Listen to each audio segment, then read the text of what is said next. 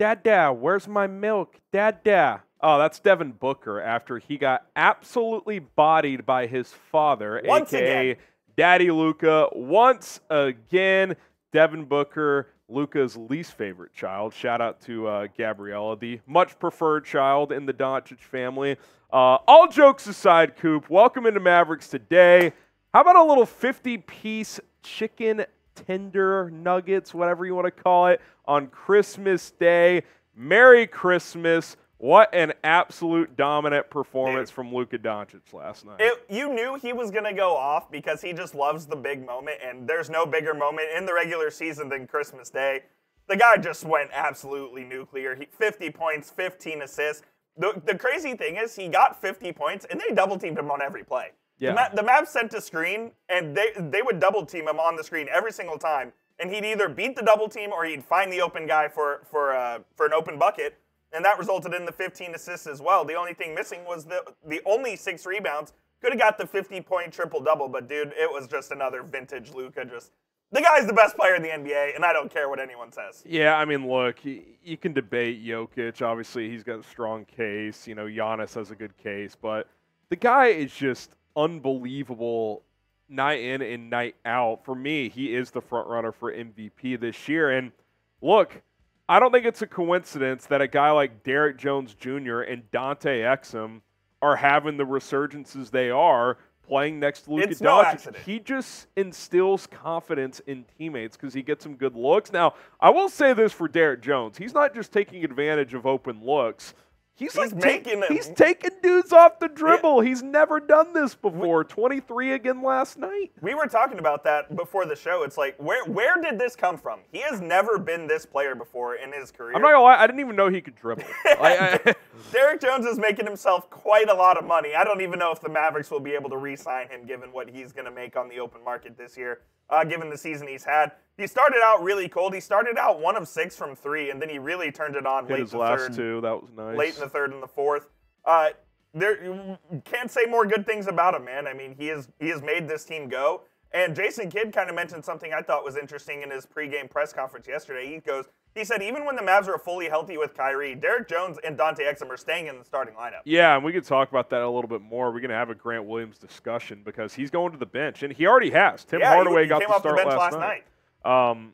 Now, I will say Grant Williams did hit a big kind of just turnaround 12, 15-footer late in the shot clock last night, which was a big bucket because in the third quarter, the Suns retook the lead. They were going back and forth in the fourth. Mavs were kind of reeling. So give him credit for that, but he just has not been playing great recently. But I'm kind of okay with this because maybe that'll take the pressure off a little bit, and a hypothetical Tim Hardaway-Grant Williams bench duo I think could be pretty damn good, Coop. So hopefully he can figure it out. He hasn't been playing great recently. I also don't love that they're trying to, play a lot of small ball 5 with him.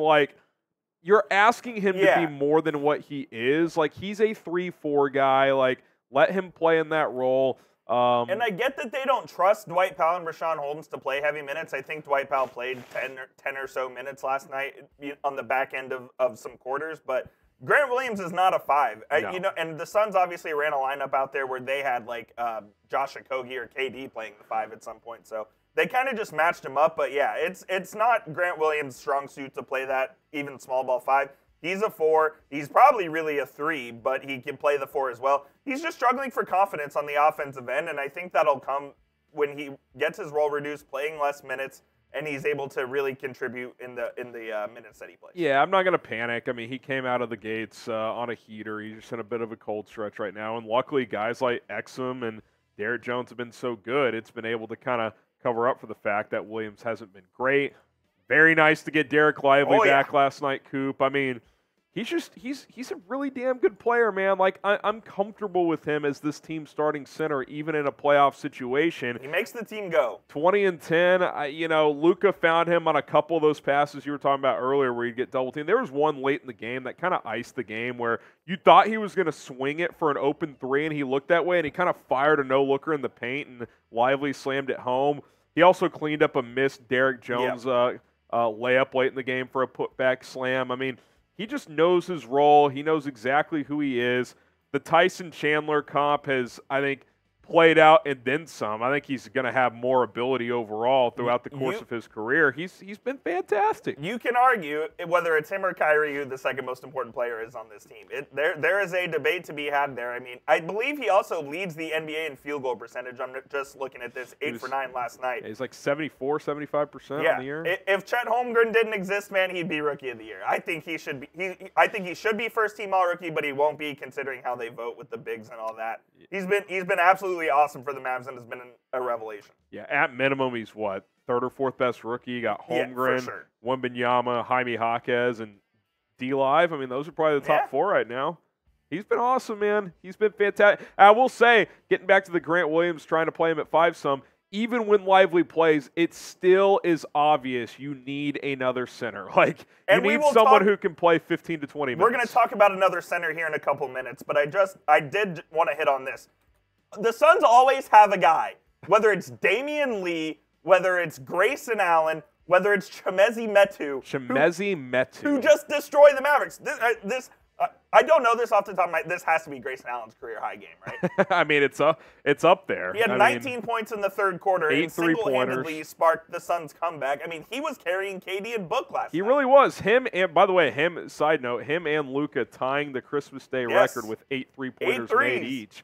Both had chances to get 9+. Grayson Allen's pissed me off ever since he played at Duke. He's a scumbag. To see that guy piss me off. Chimezie Metu definitely had a career. I literally messaged Coop. I was like, I don't know who this is, and he's dominating the Mavs. Yeah, out of USC. He's been in the league for, I would say, handful of 4-ish years now. Yeah, you know what? 23 and 19. Congratulations to Metu. Good Christmas present. I mean, seriously, you're not lying, though. They combined for 55. Booker and KD combined for 36. Yeah.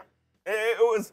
The Suns always find a guy who torches the Mavs, and this year it just so happened to be these two guys. Well, speaking of torching, how about Luka Doncic getting to 10,000 points? The fastest player since Michael Jordan to do so. Fastest active player to do so, which that includes some guy named LeBron James. 10 games faster than LeBron James. The guy just keeps racking up the accolades. Man. Yeah, I mean, look, if he has a healthy career, I mean, and he wants to play into his mid-late 30s, I mean, he's going to be the next 30,000-point scorer. Like, he's going to get Is it too early to call him a surefire Hall of Famer?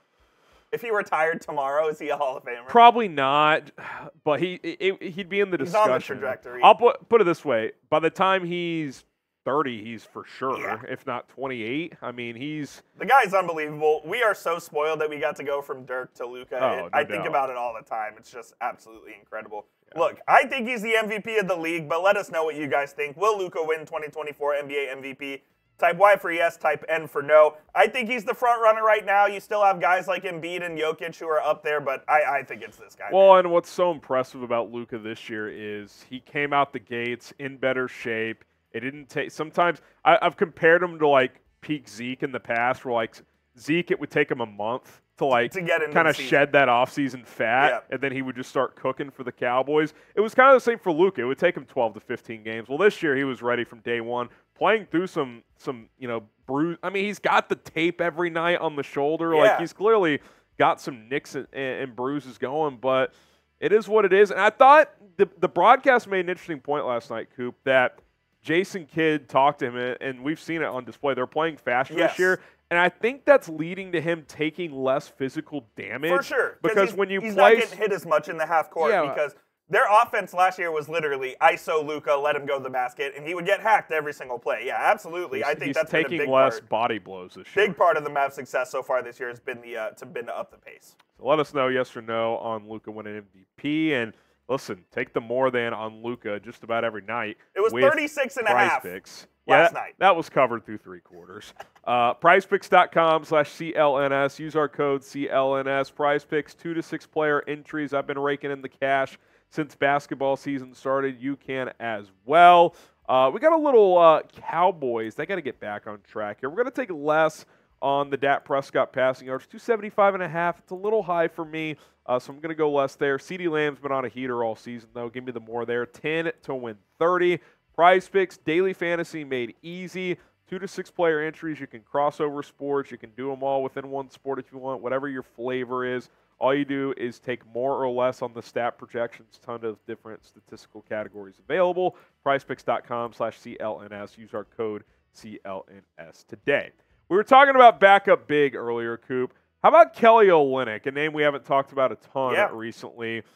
He could fit the bill, and especially for a Utah team that's kind of regressed this year after being a somewhat surprising 500-ish team last year. Yeah, they don't seem to be a factor in the Western Conference, and there's some talk that Lauri Markkanen may even be available at the deadline, so it seems that they're open for business. And Marc Stein had a report that Kelly Olynyk could be one of the most likely guys to be traded, and here's what he said. He said Olynyk is playing this season on an expiring $12.2 million deal, which has helped thrust him into the upper reaches of the list of players most likely to be traded this season. What a sentence that is.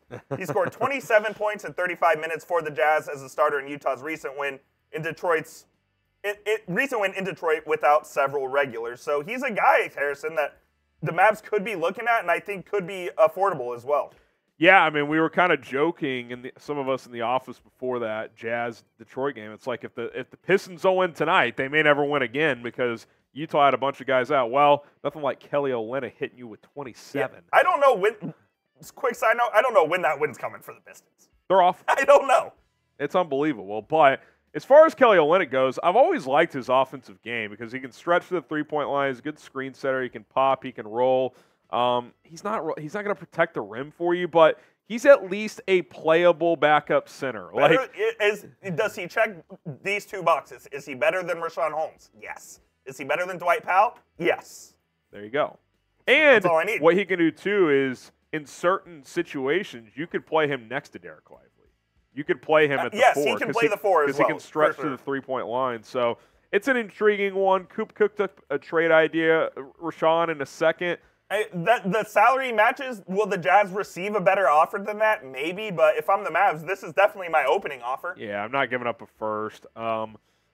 Maybe would I throw in, I don't even know what I'd throw in here. Jaden Hardy I was going to say, Hardy hasn't done much, but I don't think I'm moving him for Olynyk. I don't think so either, yeah. The asset to give up in this trade are very limited. That's why I would say if they want a second-round pick, you throw him Richaun Holmes to match the salary as well. This is about the limit that I would go for. Yeah, maybe I throw in that second, maybe, but yeah, I mean it would probably be a rental situation. Like Kelly Olynyk's not a guy you're expiring deal. You're not going to bring him back. Richaun Holmes actually, I believe, is on the books for next year. That's where I wonder if I'm Utah. Like, is 1 second-round pick worth having Holmes for an extra 18 months? Yeah. If they're going to stink, though, maybe they think it is for the extra second-round pick. I don't know, but this is kind of what I would do if I was the GM. Not saying the Jazz would accept this trade, but this would be my offer to them. What do you guys think? Should the Mavs trade for Kelly Olynyk? Type T for trade, or you can type P for pass. I would like it. I do think there's a lot of backup bigs out there to explore, and it'll be interesting to see what type of backup big that is. I think I would preferably like a guy who gives you a little bit more defense, but trade deadline about 10 weeks away.